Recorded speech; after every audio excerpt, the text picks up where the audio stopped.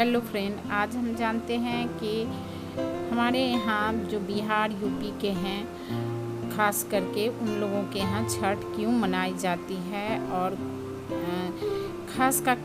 छठ का खास महत्व क्या है।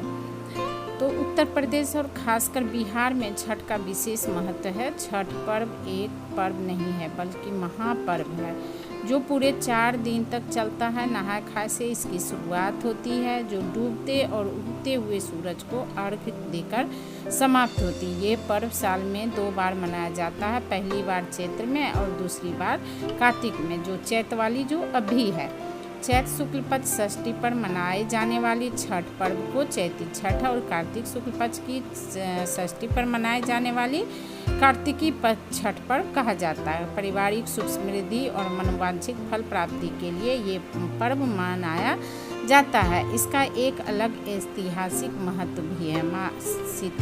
माँ भी ये सूर्य देव की पूजा की थी। छठ पूजा की परंपरा शुरू से हुई। इस संबंध में कथाएं होती है। एक मान्यता के अनुसार जब सीता 14 साल के लिए वनवास लौट के अयोध्या थी, रावण वध के बाद पाप से मुक्त होने के लिए उन्होंने ऋषि मुनियों से आदेश का राज सूर्य यज्ञ करने का फैसला लिया।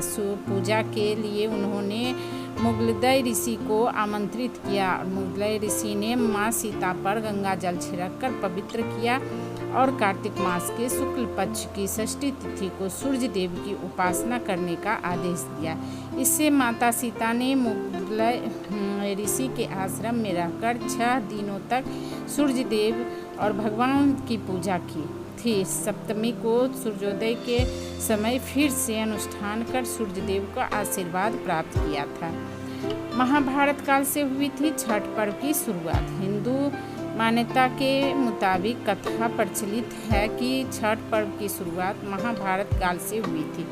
इस पर्व को सबसे पहले सूर्य देव कर्ण ने सूर्य की पूजा करके शुरू किया था। कहा जाता है कि कर्ण भगवान सूर्य के परम भक्त थे और वे रोज घंटों तक पानी में खड़े होकर उन्हें अर्घ देते थे। सूर्य की कृपा से ही वह महान योद्धा बने और आज भी छठ में अर्घ देने की यही परंपरा प्रचलित है। द्रौपदी ने भी व्रत रखा था, छठ व्रत किया था, तो उसका कथा क्या है वो भी जानते हैं। छठ पर्व के बारे में एक कथा और भी है कि इसकी किंवदंती के मुताबिक जब पांडव सारा राजपाट जुए में हार गए तब द्रौपदी ने छठ व्रत रखा था। इस व्रत से उसकी मनोकामना पूरी हुई थी और पांडवों को सब कुछ वापस मिल गया था। लोक परंपरा के अनुसार सूर्य देव और छठी मैया का संबंध भाई बहन का है, इसीलिए छठ के मौके पर सूर्य की आराधना फलदायी होता है। क्या है छठ का पारंपरिक महत्व, ये भी आज जान लेते हैं। इसका महत्व क्या है, लोग क्यों करते हैं, क्यों इतना आस्था से करते हैं, विश्वास से करते हैं और सूर्य देव सब की मनोकामनाओं को पूरी करते हैं, तो इसे भी जानते हैं। इस कथा के अनुसार एक और किंवदंती भी प्रचलित है। पुराणों के अनुसार प्रियव्रत नामक एक राजा कोई भी संतान नहीं था। उनके लिए उसने हर जतन कर डाले थे लेकिन कोई फायदा नहीं हुआ। तब उस राजा को संतान प्राप्ति के लिए ऋषि कश्यप ने उसे पुत्रयोष्टि यज्ञ करने का परामर्श दिया। यज्ञ के बाद महारानी ने एक पुत्र को जन्म दिया लेकिन वह मरा हुआ पैदा हुआ।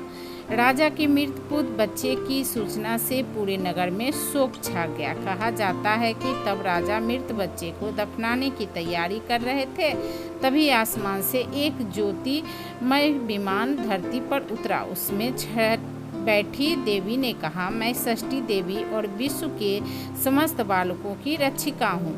इतना कहकर वह देवी ने शिशु के मृत शरीर को स्पर्श किया जिससे वह जीवित हो उठा। उसके बाद से ही राजा ने अपने राज्य में यह त्योहार मनाने की घोषणा कर दी। तो ये है हमारे छठ पर्व के विशेष महत्व। जो आप लोग को वीडियो अच्छा लगा होगा, सुनने में अच्छा लगा होगा, यदि अच्छा लगा तो एक लाइक ज़रूर दीजिएगा। तो मिलते हैं आपसे नेक्स्ट वीडियो में, तब तक के लिए bye bye, take care, best of luck, thank you.